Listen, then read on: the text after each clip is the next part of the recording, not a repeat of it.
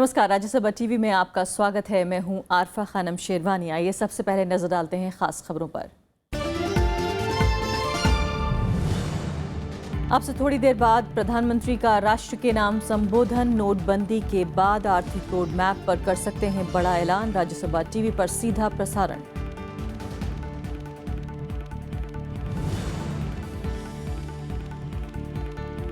चौबीस घंटे के भीतर अखिलेश यादव और राम गोपाल की पार्टी में वापसी। मुलायम सिंह यादव ने रद्द किया निष्कासन। शिवपाल का मतभेद दूर होने का दावा।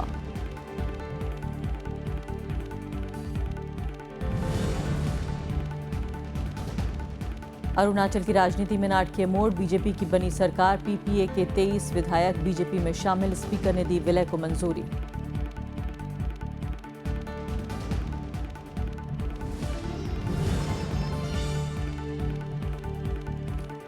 शशिकला को एआईएडीएमके की कमान। महासचिव का पदभार संभाला। अम्मा की राह पर पार्टी कई साल करेगी शासन।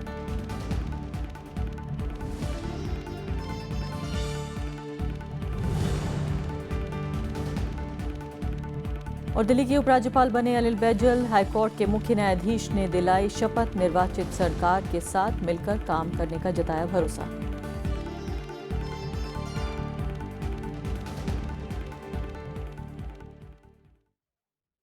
प्रधानमंत्री नरेंद्र मोदी अब से कुछ देर बाद 7:30 बजे के आसपास राष्ट्र को संबोधित करेंगे। उम्मीद की जा रही है कि प्रधानमंत्री अपने संबोधन में नोटबंदी के बाद के रोड मैप के बारे में बोलेंगे।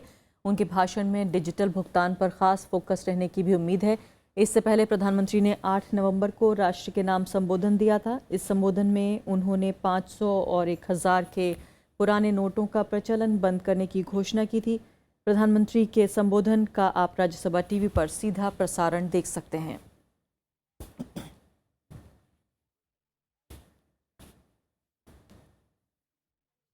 और अब बात उत्तर प्रदेश की। उत्तर प्रदेश में समाजवादी पार्टी में सब कुछ पहले की तरह ही हो गया लगता है। पार्टी अध्यक्ष मुलायम सिंह यादव ने अखिलेश यादव और राम गोपाल यादव का निष्कासन वापस ले लिया है।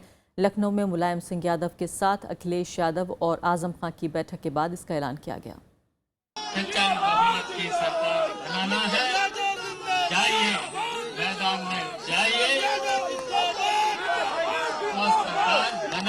समाजवादी पार्टी को मजबूत करिए। समाजवादी पार्टी के प्रमुख मुलायम सिंह यादव ने मुख्यमंत्री अखिलेश यादव और राम गोपाल यादव को पार्टी से बाहर करने का फैसला 20 घंटे बाद ही वापस ले लिया। पार्टी प्रमुख के इस फैसले की जानकारी देने शिवपाल यादव मीडिया के सामने आए। उन्होंने कहा कि समाजवादी पार्टी में सब कुछ ठीक ठाक है। शिवपाल यादव ने पार्टी कार्यकर्ताओं से सांप्रदायिक शक्तियों के खिलाफ एकजुट होने का आह्वान किया। सब लोग मिलकर के इन सांप्रदायिक शक्तियों से लड़े हैं और लड़ेंगे और फिर से 2017 में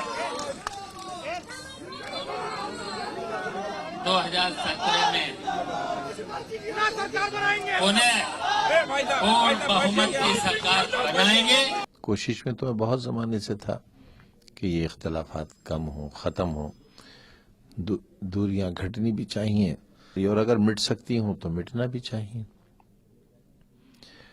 कामयाबी रही इसमें। शिवपाल यादव ने कहा कि आगामी विधानसभा चुनाव के लिए पार्टी के उम्मीदवारों पर दोबारा विचार किया जाएगा। समाजवादी पार्टी में उम्मीदवारों के नाम के ऐलान के बाद अखिलेश यादव ने नाराजगी जाहिर की थी। इस बीच राम गोपाल यादव अब भी 1 जनवरी को बुलाए गए आपातकालीन राष्ट्रीय प्रतिनिधि सम्मेलन पर कायम है। उससे कोई फर्क नहीं पड़ता। वो तो एक्सपल्सन तो कल हुआ था, फैसले हमारे उससे पहले हो गए थे। कल हमारा सम्मेलन हो रहा है विधिवत, पहले की तरह सम्मेलन होगा और सम्मेलन में जो सम्मेलन निर्णय लेना चाहेगा वो निर्णय लेगा। इससे पहले अखिलेश यादव ने सुबह पार्टी विधायकों के साथ बैठक की। इसमें पार्टी के 200 से ज्यादा विधायक शामिल हुए। शनिवार को मुलायम सिंह यादव ने मुख्यमंत्री अखिलेश यादव और राम गोपाल यादव को पार्टी से निकाल दिया था। करीबियों को टिकट नहीं मिलने से नाराज अखिलेश यादव कैंप की तरफ से शुक्रवार को 235 उम्मीदवारों की सूची जारी की गई थी, जिसे लेकर पार्टी प्रमुख मुलायम सिंह यादव नाराज थे। कृति मिश्रा के साथ bureau report, Rajya Sabha TV. Samajwadi party के घटनाक्रम पर सभी राजनीतिक पार्टियों की नजर है। ताजा घटनाक्रम पर राजनीतिक दलों की मिलीजुली प्रतिक्रिया रही। जब से अंतर्कलह शुरू हुआ, जनता ने स्वयं विश्लेषण करना शुरू किया है कि हमें क्या करना चाहिए।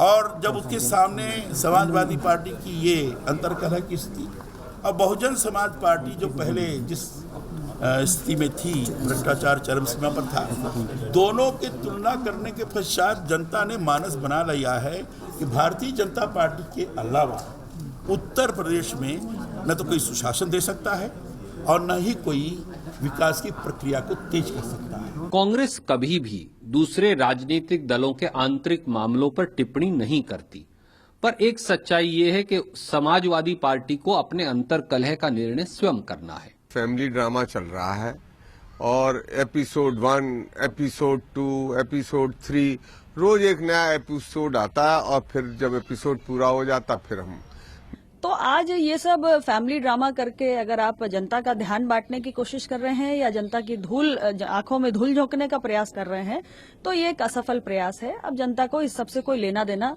नहीं रह गया है। एक दूसरे से सहयोग करके मुलायम सिंह जी के संकल्प को, सपने को आने वाले चुनाव में समाजवादी पार्टी को भारी बहुमत से जिताकर समाजवादी पार्टी की सरकार बना करके पूरा करेंगे। अखिलेश जी को, भाई रामगोपाल जी को और समाजवादी पार्टी के सभी लोगों को ढेरों बधाइयाँ हम बताए हैं और समाजवादी पार्टी की सरकार वहाँ बनेगी, उसमें और गठबंधन हो जाए कांग्रेस पार्टी से और बेहतर हो जाएगा, हम लोग को भी आसान रहेगा और अच्छी बात है, अच्छा पहल हुआ और सब ठीक हो रहा है। संवाददाता कृति मिश्रा लखनऊ पहुंची हुई हैं और तमाम ताज़ा हालात पर नजर रखे हुए हैं। कृति, ये बताइए कि फिलहाल दिल्ली बैठे हुए लोग सिर्फ कयास लगा रहे हैं कि अभी मुलायम सिंह ने ये कर दिया और अब उस फैसले को वापस ले लिया।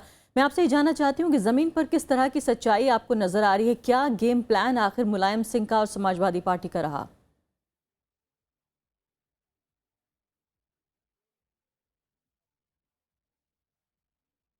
देखिए आरफा, आज के शक्ति प्रदर्शन के बाद जो अखिलेश की तरफ से था, जो अखिलेश के खेमे में था, ये बात कहीं ना कहीं क्लियर हो गई कि अखिलेश एक बड़े नेता के रूप में उभर चुके हैं। जो उनके समर्थक भी हैं वो भी लगातार प्रदेश के हर कोने से यहाँ लखनऊ में 19 विक्रमादित्य मार्ग जो समाजवादी पार्टी का ऑफिस है वहाँ पर आ चुके हैं। लगातार सबका यही कहना है कि अखिलेश ही फ्यूचर हैं। तो इसके बाद जो आजम खान ने दोनों के बीच में इंटरवेंशन कराया तो सबका यही मानना है कि कहीं ना कहीं जो अभी शांति दिख रही है वो कितनी इसमें सच्चाई है और कितना ये झूठ है।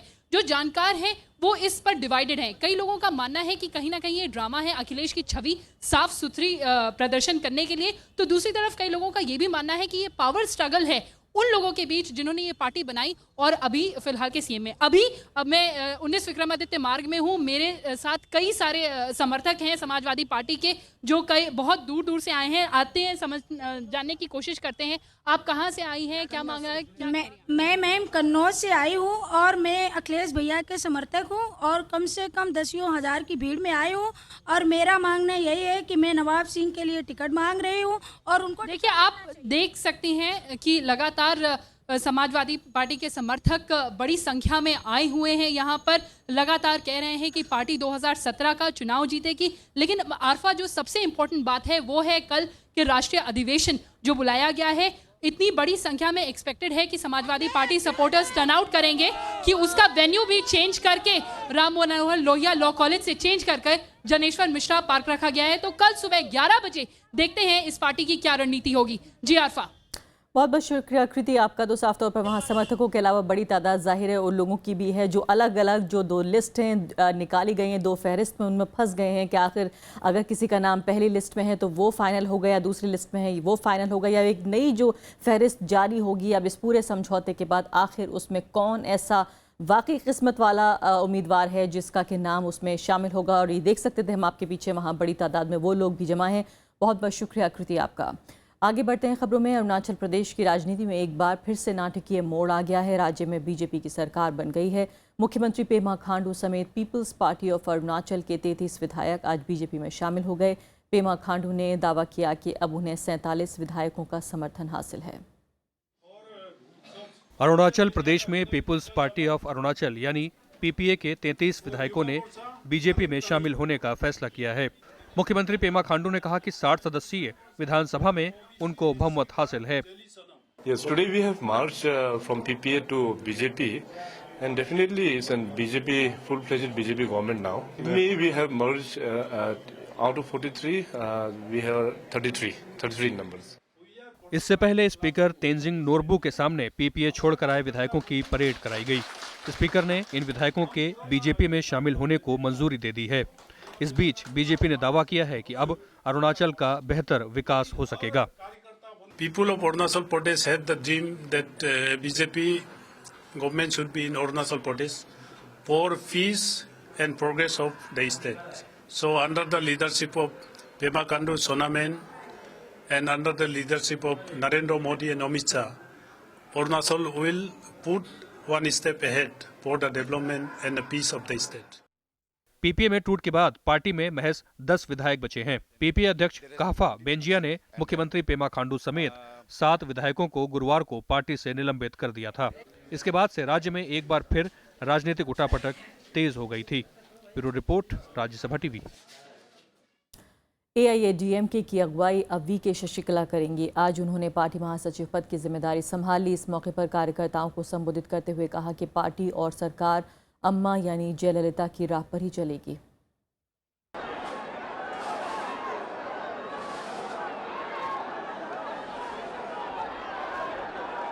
तमिलनाडु की राजनीति में शनिवार को एक नए अध्याय की शुरुआत हुई।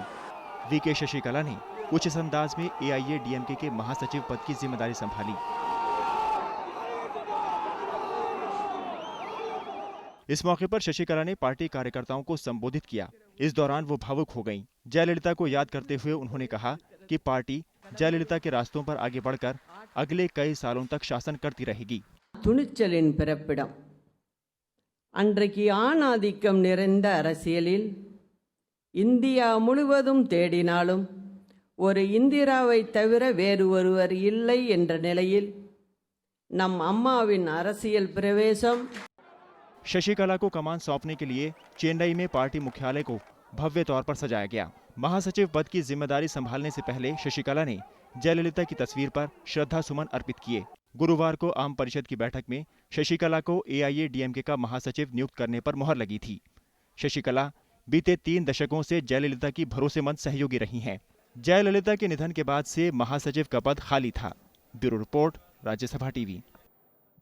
कांग्रेस उपाध्यक्ष राहुल गांधी ने नोटबंदी के 50 दिन पूरे होने पर प्रधानमंत्री से 8 सवाल पूछे हैं। ट्विटर पर राहुल गांधी ने मांग की कि पैसे निकालने पर लगी पाबंदी को फौरन हटाया जाए और साथ ही गरीबी रेखा के नीचे के परिवारों को तुरंत 25,000 रुपए का मुआवजा दिया जाए। नोटबंदी को लेकर एक बार फिर कांग्रेस उपाध्यक्ष राहुल गांधी ने प्रधानमंत्री पर कई सवाल दागे हैं। उन्होंने ट्वीट कर मांग की कि बैंकों से पैसे निकासी पर पाबंदी को वापस लिया जाए। बीपीएल परिवार के खाते में 25,000 रुपए डाले जाएं। खाता धारकों को 18% का सालाना विशेष ब्याज दिया जाए। मनरेगा के तहत रोजगार के दिनों को दोगुना किया जाए। डिजिटल ट्रांजैक्शन पर सभी चार्जों को हटाया जाए और रबी की फसल का अधिकतम समर्थन मूल्य देने के साथ ही अलग से 20% का बोनस दिया जाए। कांग्रेस ने नोटबंदी पर पूरे जनवरी महीने देशव्यापी अभियान चलाने का भी फैसला किया है। शनिवार को पार्टी मुख्यालय में अर्थक्वेक 8/11 नाम से एक पुस्तिका भी जारी की गई, जिसमें नोटबंदी से देश को हुए नुकसान का जिक्र है। कांग्रेस प्रवक्ता ने बताया कि जिला स्तर पर कांग्रेस पार्टी के कार्यकर्ता सरकार की नीतियों का विरोध करेंगे। तो एक व्यापक देशव्यापी जन अभियान नोटबंदी की देशबंदी के खिलाफ और देश के आजाद हिंदुस्तान के 70 साल के सबसे बड़े घोटाले को बेनकाब करने के लिए माननीय राहुल गांधी जी और भारतीय राष्ट्रीय कांग्रेस ने बनाया है। कांग्रेस उपाध्यक्ष ने शुक्रवार को भी प्रधानमंत्री से 5 सवाल पूछे थे। इनमें पूछा गया था कि 8 नवंबर के बाद से कितना कालाधन जब्त किया गया है और इस निर्णय के कारण कितनी नौकरियां खत्म हुई हैं। पंचानन मिश्रा, राज्यसभा टीवी। नोटबंदी के फैसले को 50 दिन पूरे हो गए। लोगों को राहत देते हुए आरबीआई ने एटीएम से नकदी निकासी की सीमा को बढ़ाने का ऐलान किया है। 1 जनवरी से एटीएम से 4,500 रुपए तक निकाले जा सकेंगे। हालांकि एक हफ्ते में पहले की तरह 24,000 रुपए ही निकाले जा सकते हैं। लोगों ने इस पर मिलीजुली प्रतिक्रिया दी। दिल्ली के 12 खंबा रोड स्थित एटीएम पर लोग अपनी बारी का इंतजार कर रहे हैं। ज्यादातर लोगों का मानना है कि बीते हफ्तों से पैसे निकालने में राहत है। अभी पिछले 10 से 15 दिन से लाइन छोटे हो गए हैं। अब प्रॉब्लम्स नहीं है। ब्रांच में भी पैसे हैं, एटीएम में भी पैसे हैं। लेकिन मुझे एक होप है कि अगर किसी ने ये डिसीजन लिया है एक इतने बड़े पद पे, तो कुछ सोच के ही लिया होगा और हमारे देश के लिए हो सकता है आने वाले टाइम में ये अच्छा ही हो जाए। हालांकि कुछ लोग ऐसे भी हैं जो इस राय से इत्तेफाक नहीं रखते। 2500 रुपये मिल रहे हैं और बंदे के खर्चे 10,000 तक हो रहे हैं, तो ये काम सक्सेसफुल नहीं है। लाइन में खड़ा होकर पैसे निकालने पड़ते हैं, हमारे अपने पैसे के लिए हमें ऐसा लगता है कि हम भिखारी बन गए हैं। जानकारों का मानना है कि नोटबंदी के फैसले को समय सीमा में बांध कर नहीं देखना चाहिए। भारतवर्ष का रेनोवेशन है, हम उसको 50 दिन से ऐसे देख रहे हैं कि यार 50 से 51वें दिन हो गया, अगर 51वें दिन में अगर कोई लाइन है तो यार ये तो गड़बड़ हो गया। इसको ऐसे बिल्कुल नहीं देखना चाहिए। ये नए भारत का निर्माण है जहाँ पर ना कोई भ्रष्टाचार होगा, ना कोई काला धन होगा, आतंकवाद में रोकथाम लगेगी। 8 नवंबर को नोटबंदी की घोषणा के बाद प्रधानमंत्री मोदी ने कहा था कि 50 दिन के बाद जनता की तकलीफ दूर हो जाएगी। नोटबंदी के 50 दिन बाद आम लोगों में मिली जुली राय देखने को मिल रही है। एक तरफ जनता जहां सरकार के इस फैसले का स्वागत कर रही है, वहीं दूसरी तरफ आम लोगों का मानना है कि हमारे ही पैसे निकालने के लिए कतार में लगकर मेहनत और मशक्कत का सामना करना पड़ रहा है। कैमरामैन संतोष के साथ मोहम्मद फातेह टीपू, राज्यसभा टीवी, दिल्ली। फिलहाल एक छोटा सा ब्रेक के बाद हाजिर होंगे।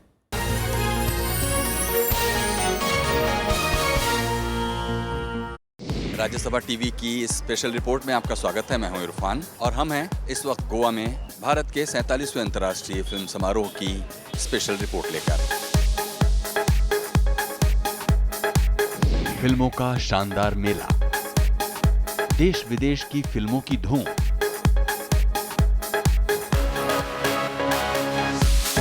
देखिए भारत के 47वें अंतर्राष्ट्रीय फिल्म महोत्सव पर हमारी खास पेशकश सिर्फ राज्यसभा टीवी पर।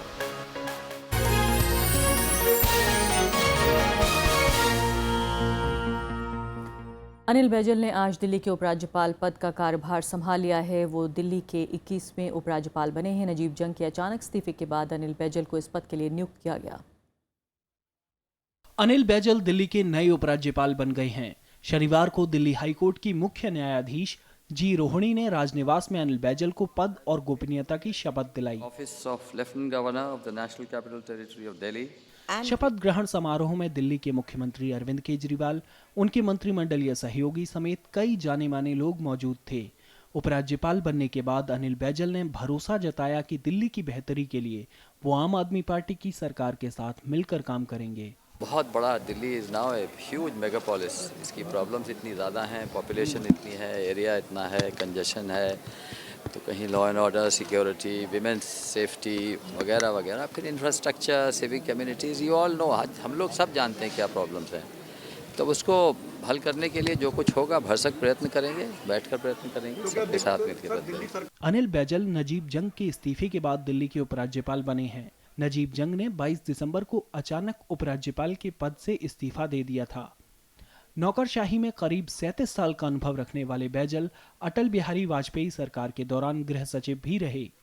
वो 2006 में शहरी विकास मंत्रालय के सचिव पद से रिटायर हुए थे। इसके अलावा वो इंडियन एयरलाइंस के सीएमडी, प्रसार भारती के सीईओ और दिल्ली विकास प्राधिकरण के वाइस चेयरमैन समेत कई अहम पदों पर काम कर चुके हैं।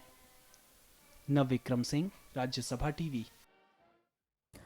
जनरल विपिन रावत नए सेना प्रमुख का पदभार उन्होंने संभाल लिया। उन्होंने दलबीर सिंह सुहाग की जगह ली है। एयर मार्शल बीरेंद्र सिंह धनोआ ने भी नए वायु सेना अध्यक्ष का पद संभाला है। जनरल विपिन रावत और एयर मार्शल BS धनोआ ने शनिवार को पदभार संभाल लिया।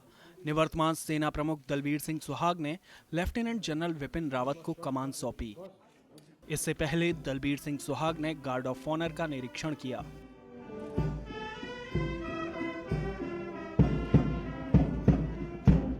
विदाई समारोह के दौरान दलबीर सिंह सुहाग ने मीडिया से बात की। उन्होंने कहा कि देश की सेना किसी भी चुनौती से निपटने में सक्षम है।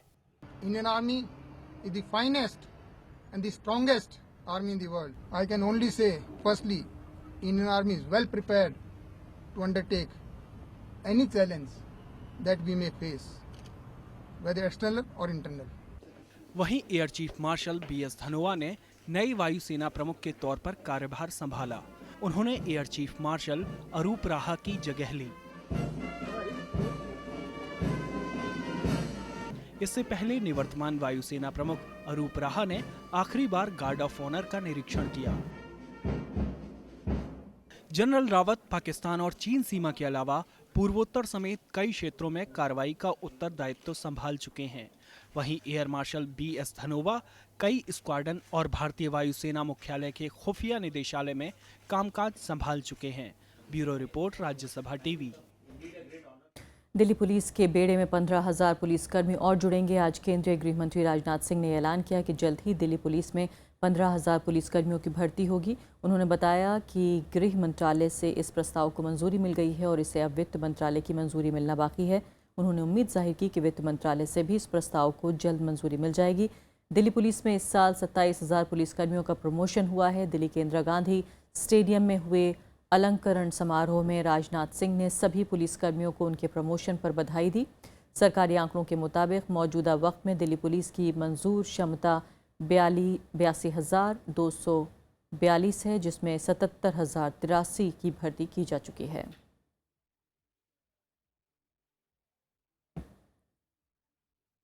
झारखंड के गोड्डा जिले में हुए खदान हादसे में अब तक 13 शवों को निकाला जा चुका है। अब भी कई लोगों के दबे होने की आशंका है, जिन्हें निकालने का काम युद्ध स्तर पर चलाया जा रहा है। बचाव काम में NDRF को लगाया गया है।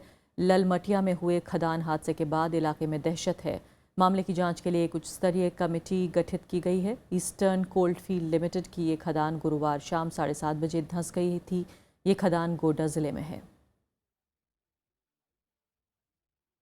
बिहार में बक्सर सेंट्रल जेल से शुक्रवार देर रात 5 कैदी फरार हो गए। फरार होने वाले कैदियों में 4 उम्र कैद की सज़ा काट रहे थे 4, जबकि एक 10 साल की सज़ा काट रहा था। जिलाधिकारी रमन कुमार के मुताबिक ये घटना रात 12 बजे से सुबह 3 बजे के बीच की है। उन्होंने कहा कि जांच पूरी होने के बाद दोषी जेल कर्मचारियों पर कार्रवाई की जाएगी। राज्य के मुख्य गृह सचिव आमिर सुबहानी ने DIG जेल को मामले की जांच करने के निर्देश दिए। जिले के SP ने माना कि सुरक्षा चूक की वजह से कैदी फरार होने में कामयाब रहे। इस बीच चीफ वार्डन समेत 3 जेल कर्मियों को निलंबित कर दिया गया है। इजरायल ने भारत की यात्रा करने वाले अपने नागरिकों को आतंकी हमले की आशंका से आगाह किया है। इसके लिए इजरायल ने नागरिकों के लिए यात्रा परामर्श जारी किया है, यानी कि ट्रैवल एडवाइजरी जारी की है। इजरायल के आतंकवाद रोधी ब्यूरो ने ये चेतावनी जारी की। इजरायल का मानना है कि आतंकी गुट पश्चिमी देशों के पर्यटकों को अपना निशाना बना सकते हैं। इजरायल की इस चेतावनी में भारत के दक्षिण पश्चिम हिस्से का खासकर जिक्र किया गया है। इसमें कहा गया है कि नए साल की छुट्टियों से जुड़े कार्यक्रमों पर ज़्यादा ध्यान देने की ज़रूरत है। खासकर समुद्री तटों पर होने वाली पार्टियों, क्लबों पर विशेष ध्यान देने की ज़रूरत है। इजरायल ने अपने नागरिकों को सुरक्षा एजेंसियों और स्थानीय मीडिया की खबरों पर भी ध्यान देने को कहा है। उत्तर भारत इन दिनों शीतलहर की चपेट में है। कश्मीर घाटी में बर्फबारी के बाद कई इलाकों में पारा 0 से नीचे चला गया है। कोहरे की वजह से रेल, सड़क और हवाई यातायात पर बुरा असर पड़ा है। कोहरे के चलते कई ट्रेनें देरी से चल रही हैं।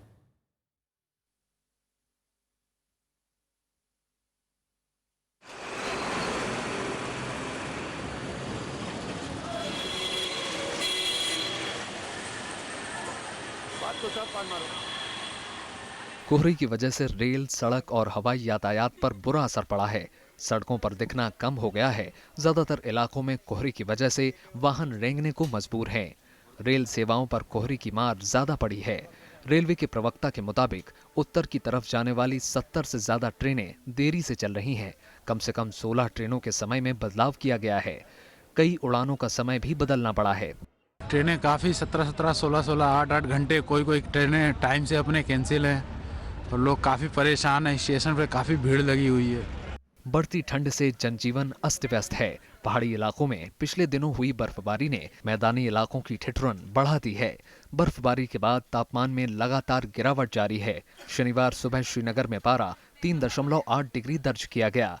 गुलमार्ग का न्यूनतम तापमान 1.6 डिग्री था। चंडीगढ़ में तापमान 8.7 डिग्री रिकॉर्ड किया गया। अमृतसर में न्यूनतम तापमान 8.2 डिग्री रहा। अंबाला में पारा 9.9 डिग्री और दिल्ली में 8.2 डिग्री पर रहा। ठंड से बचने के लिए लोग आग का सहारा ले रहे हैं। साथ ही चाय की चुस्की भी लोगों की ठंड से बचने में मदद कर रही है। ठंड के मारे हम लोग तो जो है कि बड़े परेशान हैं। इधर उधर देख रहे हैं, कहीं आगे नहीं, लोग यहाँ चैला जल रहा था, वहाँ सेक रहे हैं जो हाथ अपना जो है कि। 4 ठंड और बहुत ठंड का सामना करना पड़ रहा है। इस सीजन की ये सबसे ठंडा दिन है दिल्ली के लिए।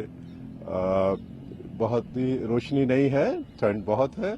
मौसम विभाग का कहना है कि नए साल का आगाज घने कोहरे और कड़कड़ाती ठंड से हो सकता है। आने वाले दिनों में कोहरा और ज्यादा घना होगा, साथ ही ठंड और बढ़ सकती है।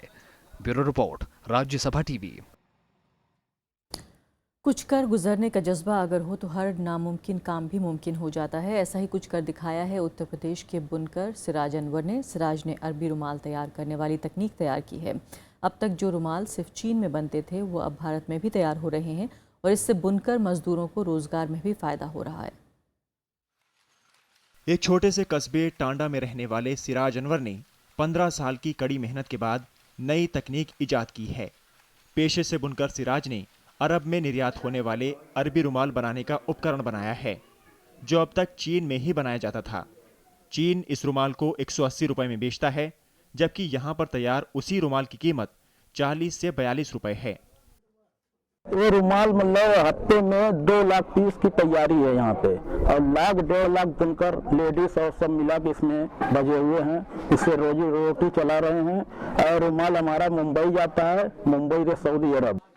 सिराज की बनाई इस तकनीक की मदद से इस पेशे से जुड़े मजदूर अब पहले से ज्यादा पैसे कमा रहे हैं। सिराज और इन मजदूरों का कहना है कि अगर केंद्र सरकार हमारी मदद करे तो हम बेहतर ढंग से अरबी रुमाल बनाने का काम कर सकते हैं। भारत सरकार थोड़ा सा ध्यान दे दे हम लोगों के ऊपर, तो हम लोग चाइना का मुकाबला करेंगे। चाइना की मशीनें 1 लाख रुपए में आती थी, जो हमारे सिराज भाई ने तो उसको अपने हाथों से बना करके 2000 रुपए में तैयार किया हुआ है। इस तरीके से हम लोग और नई नई तकनीकें तैयार करते। सिराज की बनाई इस तकनीक की बुनकर नेता भी तारीफ कर रहे हैं। उनका कहना है कि आज टांडा के बुनकर चीन जैसे देश का मुकाबला कर रहे हैं। ये देश और प्रदेश के बुनकरों के हित में है और हमारे लिए फख्र की बात है। चाइना परेशान था, चाइना के लोग परेशान थे। वो चाइना से चलकर हिंदुस्तान आए और हिंदुस्तान से सीधे दिल्ली से बाई कार टांडा तशरीफ लाते हैं, महज इसलिए कि वो कौन सी टेक्नोलॉजी है जो मात्र 3000 रुपए में बनती है। खास तौर से हिंदुस्तान का जिक्र जब आता है टेक्नोलॉजी के मामले में, तो हिंदुस्तान के लिए भी बड़ी फख्र की बात है। सिराज का कहना है कि यह डिजाइन 2 साल पहले जब तैयार किया गया तो उसकी सप्लाई मुंबई से सऊदी अरब तक हुई, जिसके बाद चीन के कुछ कपड़ा व्यापारियों ने उनसे संपर्क कर अपने यहाँ काम का प्रस्ताव रखा, लेकिन सिराज ने इस पेशकश को ठुकरा दिया। Bureau report, Rajya Sabha TV. New Zealand और ऑस्ट्रेलिया में साल 2017 का आगाज हो गया है। आइए आपको दिखाते हैं ऑकलैंड और सिडनी के बेहतरीन नज़ारे।